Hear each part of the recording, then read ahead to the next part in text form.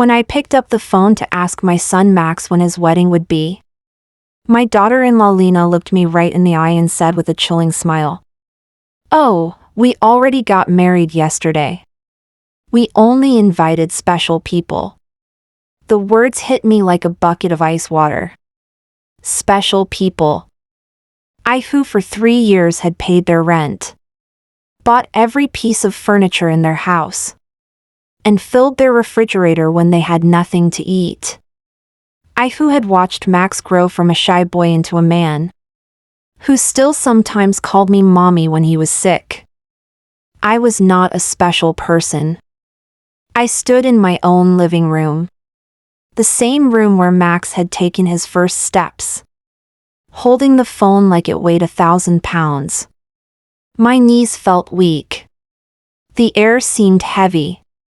I stared at Lena, her smug face glowing with satisfaction, her manicured fingers scrolling through her phone as if nothing had happened. "Why?" I finally whispered. She shrugged. It was small, intimate. Max didn't want drama. You know how family can be. Family. I wanted to laugh. Or maybe scream. But all that came out was silence. The wedding dress I had bought, hanging neatly in my closet, suddenly became a symbol of humiliation. The matching shoes, the jewelry, the envelope with $1,000 in cash, all useless now. I remembered how I had imagined posing beside them for the wedding photos, smiling proudly, like any mother would. Instead, I had been erased. When they left that afternoon, I stood by the window and watched their car disappear down the street. I didn't cry, not at first. I just stood there, motionless, listening to the clock tick. Each tick sounded like a hammer hitting the wall inside my chest. Later that night, when the quiet grew unbearable, I opened Max's old room. Everything was still there, his childhood drawings, his high school trophies, the worn-out guitar he never learned to play. I sat on his bed, the same bed where I had tucked him in for years. And the tears finally came. I cried for hours, not for the wedding, but for the invisible wall that had grown between us. Somewhere along the way, I had lost my son to someone who saw love as a transaction. The next morning, I decided to call Max. He didn't answer. I called again. Straight to voicemail. For 3 days, nothing. Then, finally, a message. "Hey Mom. Sorry about all that. It was last minute. Lena didn't want to make it a big deal. Hope you understand. Hope you understand." My hands trembled as I read it. I typed a reply, "I understand. I love you." But I didn't send it. I deleted it. Because I didn't understand.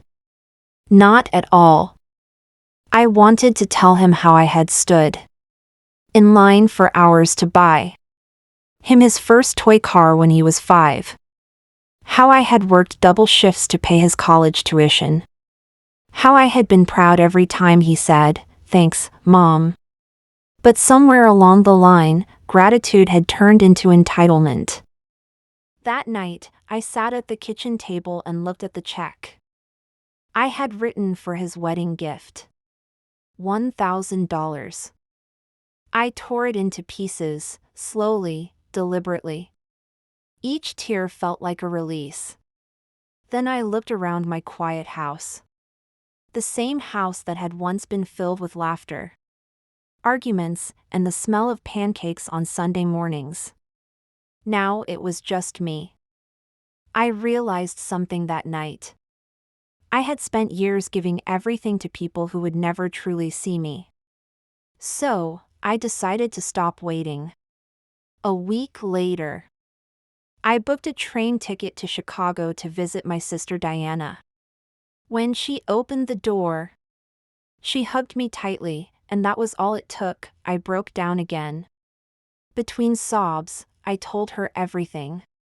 She listened, holding my hand, her eyes full of empathy but also quiet anger. "I warned you, sis," she said softly. Lena always had that look in her eyes. The kind that calculates love. I nodded. I just didn't want to believe it. "You can't fix what doesn't want to be fixed," she said. "Sometimes the only thing you can save is yourself." Her words stayed with me. Over the next few days, I started to breathe again. Diana made me laugh, made me eat, made me go outside. For the first time in years, I felt like me. Not Max's mother. Not Lena's target. Just me. But deep inside, I still hoped for one thing, that someday my son would remember who I was. That hope was what kept me from hating him completely. Still, life has a way of testing even the softest hearts. Because a month later, Max showed up at my door, not with flowers or apologies, but with a request that would break me all over again. When I opened the door and saw Max standing there, my heart jumped before my mind could stop it. He looked thinner, tired. The dark circles under his eyes reminded me of when he was a teenager staying up late to study. For a moment, instinct took over. I wanted to hug him, to make him coffee, to ask if he was eating well. But then Lena stepped out from behind him. Perfect hair, perfect clothes, perfect fake smile. And the warmth inside me turned cold again. "Hi, Mom," Max said awkwardly, his voice low. "Hi," I replied, forcing a smile. "It's been a while." He nodded. "Yeah. Sorry about that." An uncomfortable silence stretched between us. Lena broke it. "Can we come in? It's freezing out here." I stepped aside. They walked in like guests, not family. Max glanced around the living room. The same place where we used to sit together every Christmas morning, but his eyes didn't linger on anything. Lena sat down on the couch, crossing her legs. She looked around critically, her nose wrinkling slightly, as if the house smelled old. "So," I said, folding my hands, "what brings you two here?" Lena looked at Max. He shifted uncomfortably, rubbing his palms together. Finally, he said, "We actually need your help, Mom." Those words hit me like an echo of all the years I'd already helped. Rent, groceries, tuition, furniture, everything. I kept my voice calm. "What kind of help?" Max glanced at Lena again before speaking. "It's just temporary. We're having some money problems. Lena's hours got cut at work, and, well, I might lose my job soon. We're behind on rent." Lena sighed dramatically. "Our landlord is being so unfair. He's threatening eviction." I felt something twist inside me. A mix of pity and anger. After everything, they came not to apologize, but to ask for more. "How much do you need?" I asked quietly. Lena's eyes lit up. "About 3,000. Just until things settle." 3,000. It wasn't the number that hurt. It was the pattern. Every time they ran into trouble, I was their safety net. And yet, when it came to the biggest moment of Max's life, his wedding, I had been erased. I looked at Max, not Lena. "And you thought of me for that?" He avoided my eyes. "Mom, please. You know I wouldn't ask if it wasn't serious." A bitter laugh escaped me before I could stop it. "You mean like the rent? The car?" The groceries? The furniture? The phone bills? Which one wasn't serious, Max? Lena shifted uncomfortably. We didn't come for a lecture.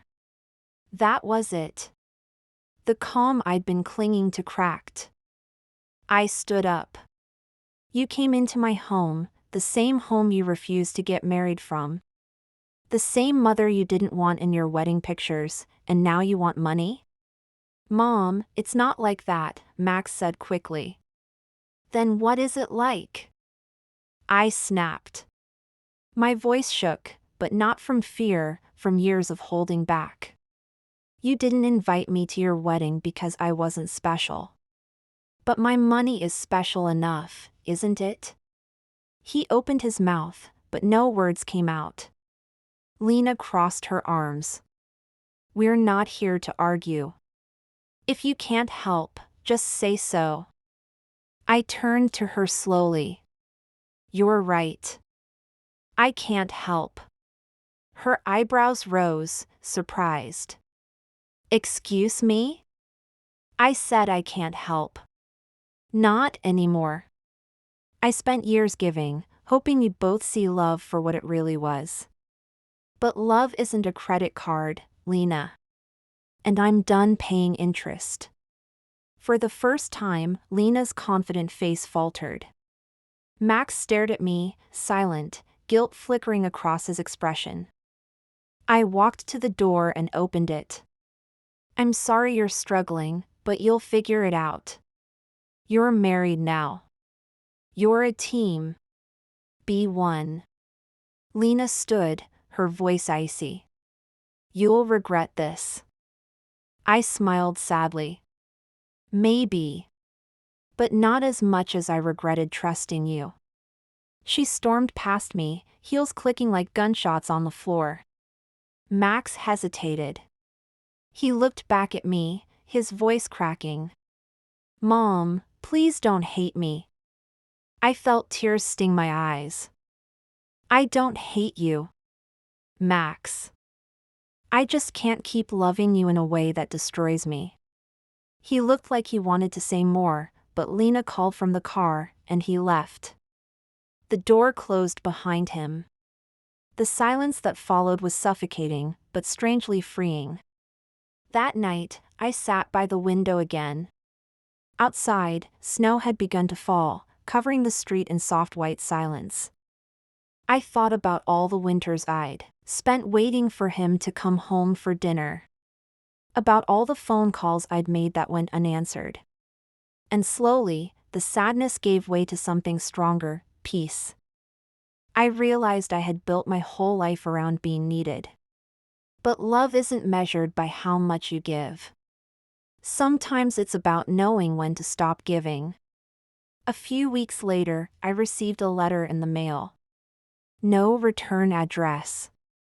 Inside was a note, and $300 in cash. Mom, I'm sorry. You were right. Lena left. I should have listened.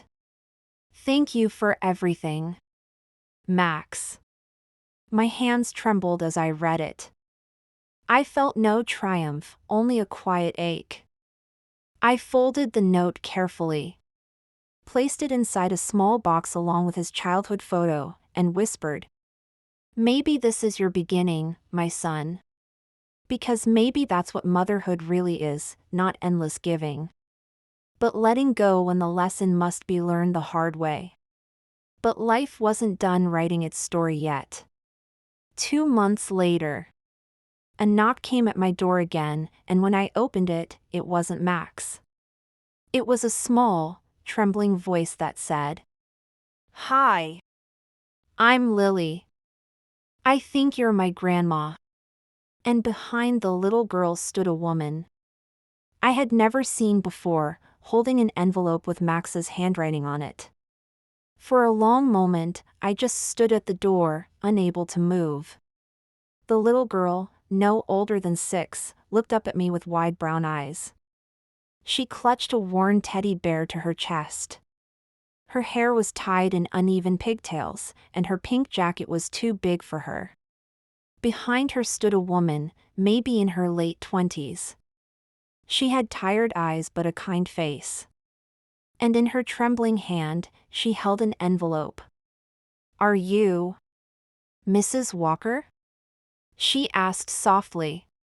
"Yes," I said, my voice uncertain. She gave a nervous smile and handed me the envelope. "This is from Max." The sound of his name hit me like a pulse. I took the envelope slowly, my hands cold. Before I could ask anything, the woman continued. "I'm Emily, Max's friend. We worked together at the auto shop. He wanted me to bring Lily to you." I looked down at the girl again. She smiled shyly. "Hi, Grandma." The word broke something inside me. "Come in," I whispered. They stepped inside, the sound of their footsteps echoing in the quiet house. I offered them cocoa, it was the only thing I could think to do. While the kettle boiled, I sat at the table staring at the unopened envelope. Finally, Emily spoke. "He wanted to come himself, but he's not doing well. He's in the hospital." I froze. "Hospital? What happened?" "Car accident. 2 weeks ago. He's stable now, but it's been hard. He told me Lena left him last year. He's been raising Lily alone since then." My heart sank. I felt my knees weaken, and I grabbed the edge of the table to steady myself. Emily continued gently, "He said he didn't want to burden you again.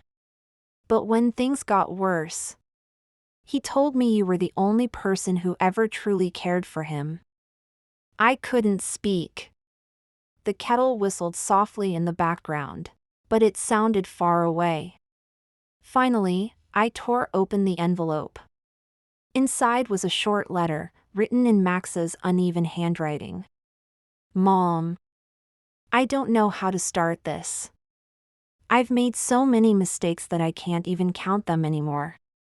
You were right about Lena. She used me until there was nothing left. When she found out about Lily, she said she never wanted kids and walked out. I thought I could handle everything. But I can't. Lily's all I have. And she deserves better than what I can give her right now. If you can find it in your heart to forgive me, please take care of her, just until I get back on my feet. I understand if you can't. I don't deserve your kindness. But I promise, if I ever get another chance, I'll make things right. Max." The words blurred as my eyes filled with tears. I pressed the letter to my chest, my heart aching with both sorrow and love. Lily watched me silently, her small face confused. I forced a smile and knelt down to her level. "Do you like pancakes, sweetheart?" Her eyes brightened. "I love pancakes." "Then you're in luck," I said softly. "Because Grandma makes the best pancakes in the world." She giggled. And that sound, pure, innocent, unbroken, filled the empty spaces in my house that had been quiet for too long. Over the next few days, Lily and I fell into a gentle rhythm. We watched cartoons in the morning, baked cookies in the afternoon, and every night, she insisted I read her the same story about a brave little bird who lost its way but found home again.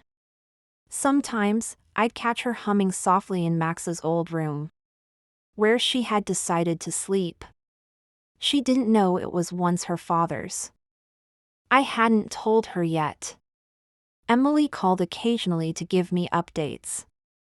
Max had survived surgery but was still weak. He asked about Lily every day. One evening, as I tucked Lily into bed, she asked, "Grandma, why don't I have a mommy?" The question pierced deep. I took a slow breath. Some mommies go away because they don't know how to love right. But you have a daddy who loves you very much. She looked at me sleepily. And you love me too? I smiled through tears. More than you can imagine. She fell asleep clutching her teddy bear. And I sat beside her for a long time, watching her breathe. Feeling something heal inside me that I hadn't realized was still broken. 2 weeks later, I took the train to the hospital. When I walked into Max's room, he looked thinner than I remembered. But his eyes, his father's eyes, lit up when he saw me. Mom, his voice cracked. I didn't wait. I went to him and took his hand. Shoo, don't talk.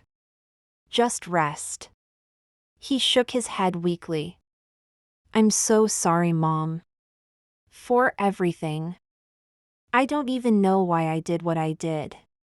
Tears ran down my cheeks. You were young.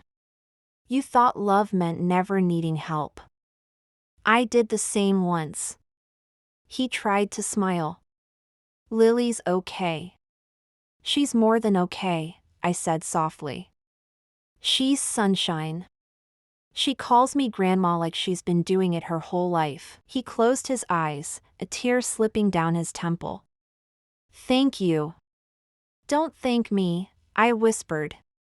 Just get better. Come home. Max recovered slowly over the next month.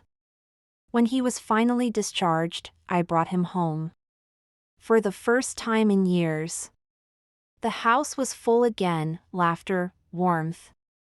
And the smell of pancakes on Sunday morning. Lily ran through the hallway chasing her new kitten.